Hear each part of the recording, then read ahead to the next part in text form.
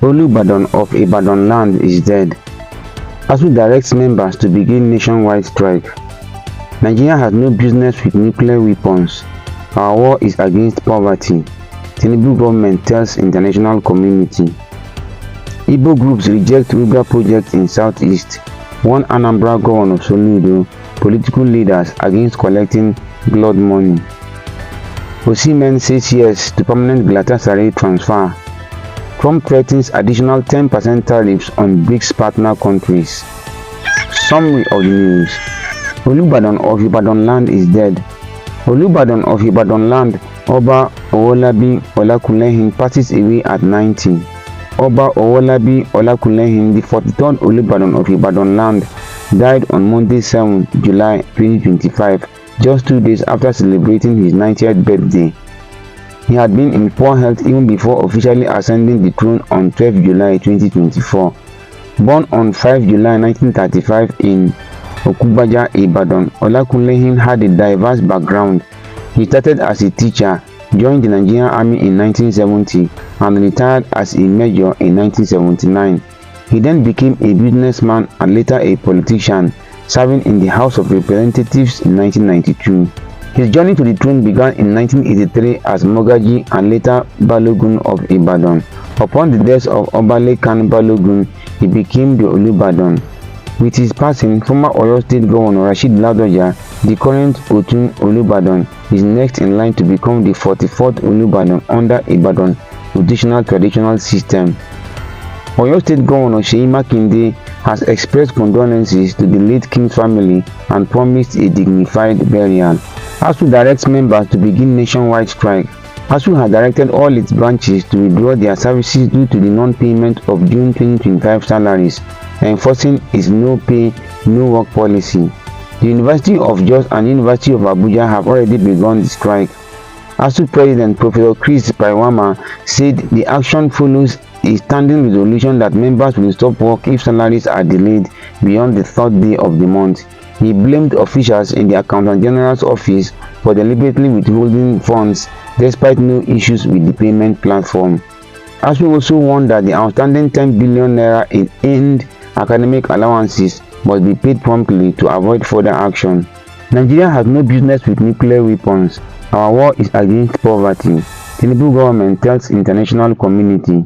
The Nigerian government under President Bola Tinubu has reaffirmed it has no intention of pursuing nuclear weapons, emphasizing its primary focus is combating poverty and addressing climate challenges in Africa. During a meeting with the Executive Secretary of the Comprehensive Nuclear Test Ban Treaty Organization (CTBTO), Dr. Robert Floyd, Vice President Kashim Shettima highlighted Nigeria's strong support for a global ban on nuclear testing. He praised the STBTO's monitoring system for its dual use in detecting both nuclear activities and natural disasters like tsunamis and volcanic activity. Dr. Floyd commended Nigeria for its leadership in nuclear disarmament and collaboration with agencies such as the Nigerian Atomic Energy Commission (NAEC) and the Nigerian Nuclear Regulatory Authority (NNRA), which he said have significantly contributed to global safety and environmental monitoring. Senior officials from Nigeria's foreign affairs and nuclear agencies also reaffirmed their commitment to international nuclear treaties and regulatory standards. This comes amid heightened global concerns over nuclear proliferation, particularly in regions facing socio-economic and environmental challenges. Igbo groups reject Ruga project in southeast. One Anambra governor Soludo, political leaders against collecting blood money. Several Igbo groups have strongly opposed the establishment of the Ruga settlement scheme in any part of Igbo land, labeling it as a reverse colonization and a disguised land grab for Fulani settlers under the pretense of agriculture. In a joint statement signed by representatives from various diaspora and local groups, they argue that the southeast is already overpopulated and lacks enough land for its own farming, housing, and industry needs. The groups insisted that Ruga offers no commercial or security benefit to the region, referencing incidents like the violence in Benue and crimes around the La Ponta cattle market in Abia. They want Governor Chukwuma Soludo and other southeast leaders to halt any investment in Ruga, accusing some of possibly accepting 6 billion naira bribes and threatening that history will not forgive such betrayal. They clarified they support indigenous livestock businesses on family land but reject federal land takeovers.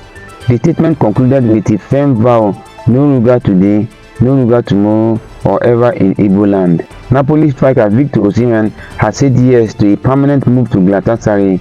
This was revealed by Nigerian broadcast journalist Buchi Laba, who is very close to the Super Eagles star.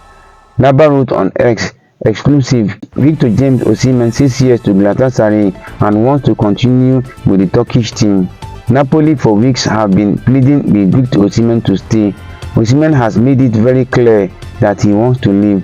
Galatasaray and Napoli are currently in negotiations for the payment of his release clause. Trump threatens additional 10% tariffs on BRICS partner countries. US President Donald Trump announced a 10% tariff on countries aligning with BRICS anti-American policies with no exceptions. The move is part of a broader set of tariffs Trump has introduced since returning to office in January, including a 14% tariff on Nigerian goods. The US is notifying affected countries with official letters and deal offers starting Monday. BRICS, originally formed by Brazil, Russia, India, China and South Africa, has recently expanded to include countries like Iran, Egypt, UAE and Nigeria as a partner member. Nigeria is currently pushing for full membership. Meanwhile, Brazil stated that BRICS foreign ministers are concerned about global economic fragmentation and the decline of multilateralism, though this wasn't a formal joint statement. Differences within the alliance are reportedly growing. Trump urged countries to accept US tariff terms, saying, "Take it or leave it." Follow for more. July 8, 2025.